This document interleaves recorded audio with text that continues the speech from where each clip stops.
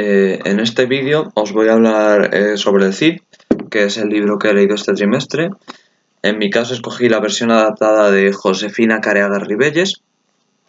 Y para comenzar os voy a hablar un poco sobre el argumento del libro para que os hagáis una idea de cómo es.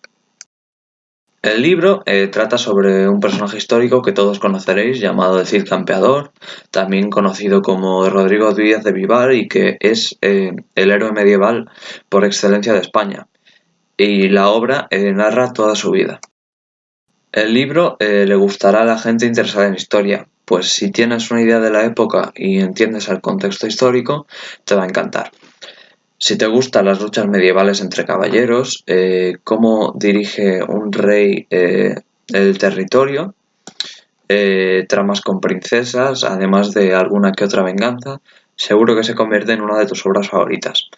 Además, contiene mucha acción, algo que en lo personal agradezco.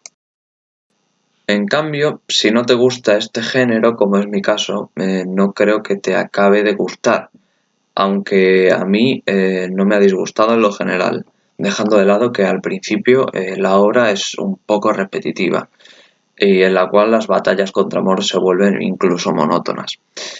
Además, te recomendaría leer una versión adaptada como la mía, pues el dialecto de la época no resulta de fácil comprensión, y esto lo digo por experiencia propia, ya que yo me he leído bastantes libros de la época.